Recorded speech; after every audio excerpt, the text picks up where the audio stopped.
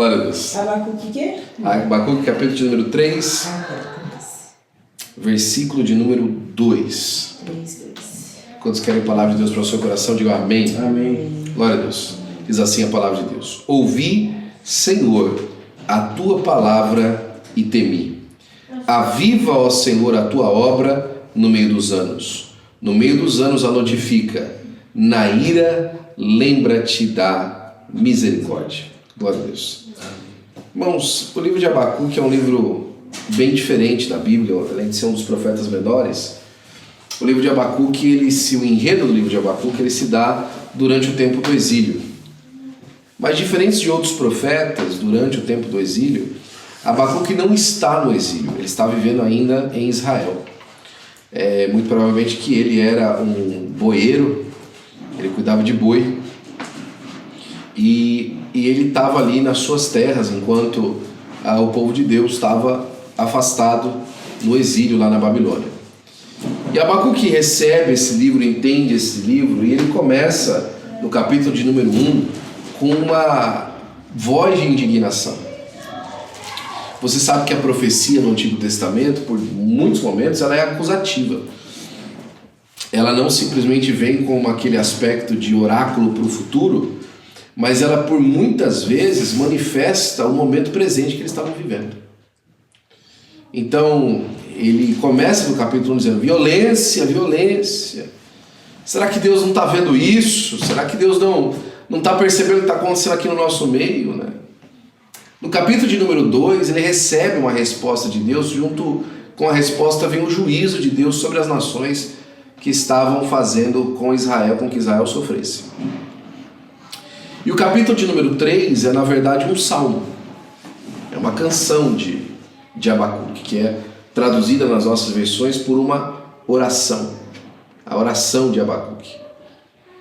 Abacuque, então, nesse momento de tanta derrota em volta de si, de tanta manifestação maligna em volta dele, ele não escreve um texto, ou não profetiza, ou não fala das coisas de Deus manifestado pela alegria, mas manifestado pela tristeza, pela angústia, né? A primeira coisa que a gente tem que saber é que não é porque nós estamos passando por angústia que Deus não pode falar conosco. Não é porque nós estamos num momento difícil da nossa vida que Deus nos abandonou, que Deus não está vendo e que Deus não quer ter uma comunhão com a gente. O nosso estado emocional, a nossa circunstância não é um impedimento para a voz de Deus na nossa vida. O pecado é. Mas a circunstância da vida não. Uma tristeza que se levanta por conta de uma luta, de um problema, de uma situação contrária. Por muitas vezes essas situações elas tendem a deixar o nosso coração de maneira que a gente acha que está tudo sendo posto a perder, mas não. O Senhor tem uma palavra para nós nesse momento, Ele tem uma luz para nós nesse momento. E quando a palavra de Deus vem ao nosso querido irmão Abacuque, a primeira coisa que ele notifica, ele fala assim: ouvi, Senhor. Eu ouvi. E esse ouvir, nesse termo que é usado por Abacuque, não é um ouvido de escutar, a fonética chegou ao meu ouvido, a voz de alguém foi transferida para mim. Não é um ouvir de entender a mensagem, é um ouvir de assimilar o que o Senhor quis dizer. Porque por diversas vezes a gente ouve as pessoas, mas a gente não assimila o que ela quis dizer. Por diversas vezes a gente ouve as pessoas, mas a gente não desce para o coração e toma uma atitude de confiança sobre aquilo. Às vezes você chega para alguém e fala assim: meu amigo, Deus vai te levantar. A pessoa fala amém. Não é nada. Meu amigo, Deus vai fazer alguma coisa disso aí. Você fala amém. Não é não. E aí você usa aquela frase dentro de você: eu sei que não vai. Né? Como se você fosse detentor do conhecimento a respeito de Deus e do poder de Deus de querer te ajudar. É porque na verdade a gente não confia às vezes no vaso externo. A gente só confia no vaso interno. E às vezes o vaso interno está emborcado. Abacuque aqui ele fala assim: eu ouvi, Senhor. Eu assimilei. Eu entendi. E eu ouvi, Senhor. Eu sei que essa voz que veio ao meu coração, eu sei que essa palavra que me foi dada, eu sei que essa direção que me foi transferida, eu sei que esse caminho que foi proposto, ele veio do Senhor. Ouvi, Senhor, a tua palavra. E ele fala assim, e temi. Eu não assimilei o que o jornal está dizendo, eu não ouvi, Senhor, o que a televisão está falando, eu não ouvi, Senhor, os números do Bitcoin e das criptomoedas, eu não ouvi, Senhor, o estado de direito do país, do Brasil ou aqui dos Estados Unidos, eu ouvi a tua palavra, Senhor. Foi a palavra que veio de ti que me fez assimilar.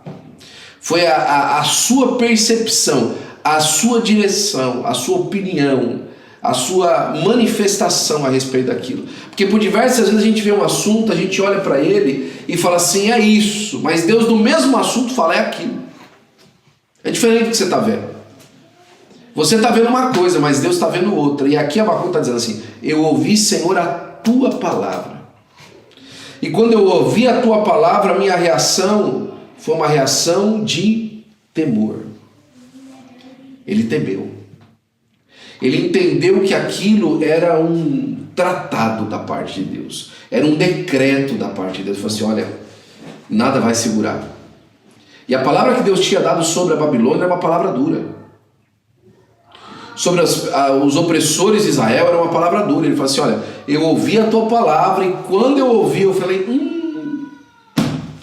por tanto tempo a Babilônia estava levando vantagem sobre Israel. Por tanto tempo o Egito, a Síria, o Líbano estava levando vantagem sobre Israel. Mas agora a palavra de Deus veio a um boieiro no meio do mato e ele falou assim, eu ouvi a sua palavra, Senhor.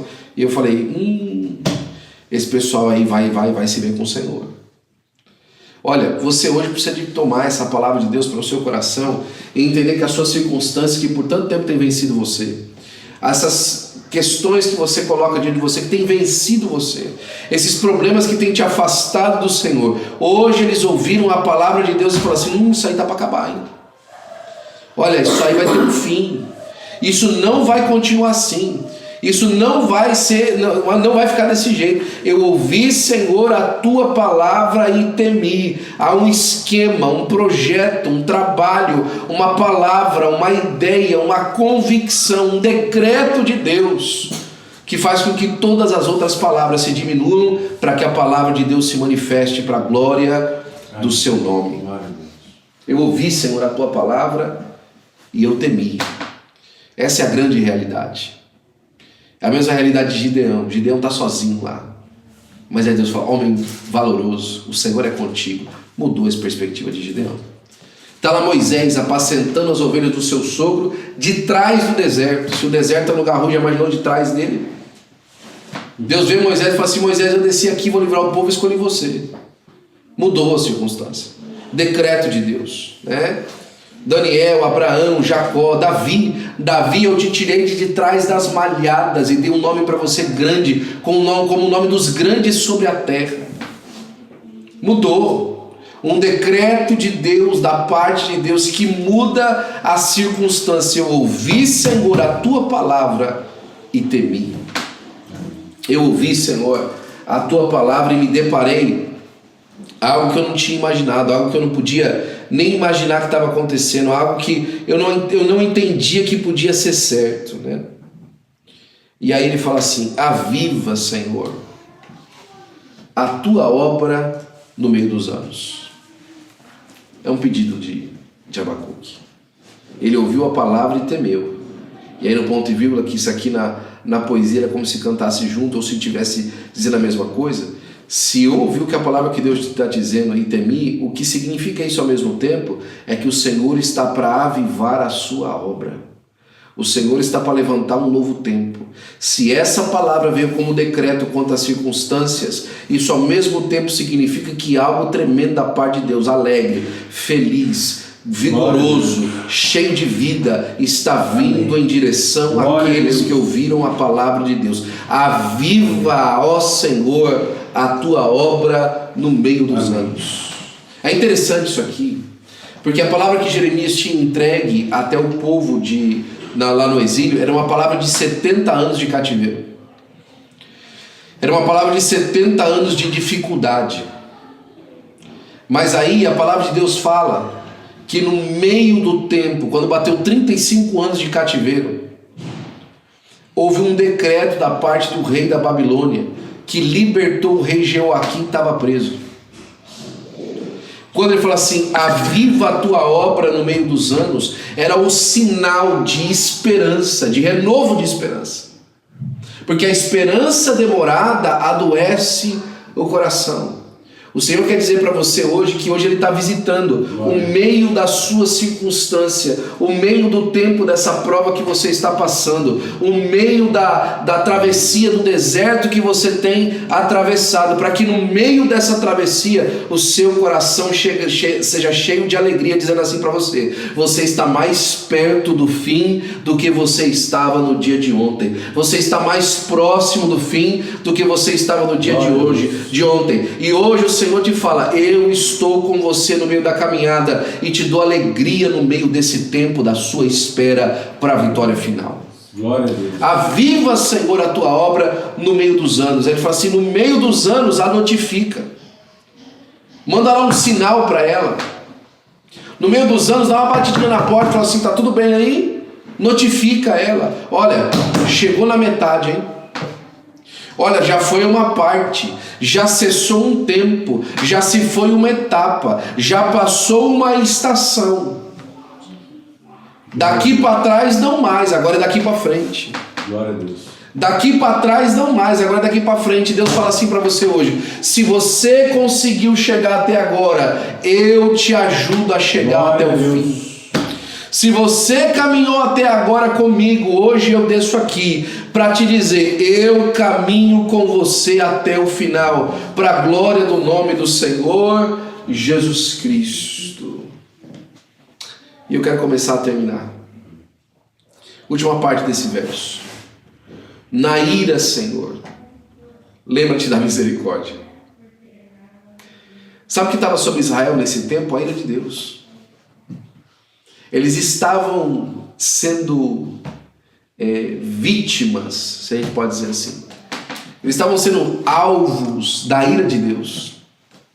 Porque eles tinham saído de debaixo da proteção do Senhor. Eles estavam no lugar da angústia, como diz o Salmo 22. Fora da tua presença não tem quem ajude a angústia. Mas aí a palavra de Deus está dizendo o seguinte, olha, Senhor, Abacuque está louvando ao Senhor, Senhor, na tua ira. Sabe aquilo que eu fiz de mal, que me trouxe a uma condição ruim, nesse tempo que eu tenho sofrido a pesada mão de Deus por conta do meu erro. Nesse momento, Senhor, lembra, Senhor, que o Senhor é um Deus de misericórdia. Lembra, Senhor, que o Senhor é um Deus amigo, amoroso, sempre terno. Aí a palavra de Deus diz lá em Isaías, por um momento te feri, mas em outro tempo tive misericórdia de ti. Por um tempo eu mandei para você a chaga, mas em outro tempo eu te alcancei com misericórdia. Por um tempo a minha ira se aproximou de ti, mas agora é a minha misericórdia que te alcança, para a glória do nome do Senhor Jesus Cristo. O Senhor está mandando um bálsamo de misericórdia sobre a nossa vida. Amém. Sabe, a gente está vivendo muito melhor do que a gente merece, porque o Senhor tem se aproximado de nós. Muitos desistiram no meio da caminhada, nós pensamos em desistir, mas o Senhor hoje manda um renovo, um suporte, uma transformação. No meio da nossa angústia, no período e na etapa do nosso sofrimento, Deus manda um sopro de bálsamo, porque na sua ira Ele se lembrou da sua misericórdia sobre a nossa vida. Em nome de Jesus, e não nos deu paga daquilo que nós merecíamos, mas por causa do sangue do Senhor Jesus Cristo, amém, hoje nós somos calçados por graça para continuar caminhando na sua presença e alcançar o prêmio da sua promessa em nossas vidas, para a glória do nome amém do Senhor Jesus Cristo.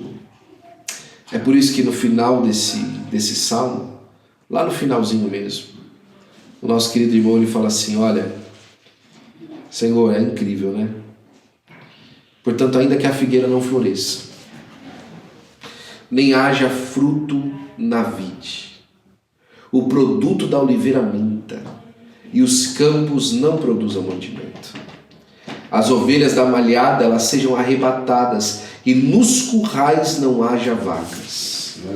Todavia, por conta que o Senhor mandou a sua palavra no meio da nossa circunstância, por conta que o sopro de misericórdia nos alcançou no meio da nossa angústia, por conta que a alegria do Senhor a nossa força é, como Esdras disse no final desse período de exílio, por conta disso, todavia, eu me alegrarei no Senhor e exultarei no Deus da minha salvação. Jeová, o Senhor, é a minha força e fará os meus pés como os das cervas e me fará andar sobre as minhas alturas. Eu não vou andar no ponto de vista da circunstância. O Senhor hoje, por conta da sua misericórdia, me faz subir acima e eu posso enxergar a vida, a circunstância, o problema, o deserto de uma perspectiva diferente, para andar sobre as minhas alturas e confiar somente no Senhor, para a glória do nome do Senhor Jesus Cristo. Abacuque alcançou enxergar a misericórdia de Deus,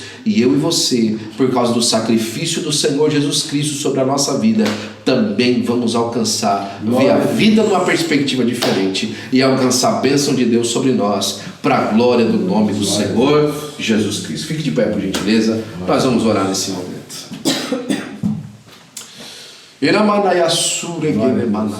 Senhor, nós te amamos, ó Senhor, te louvamos, ó Senhor.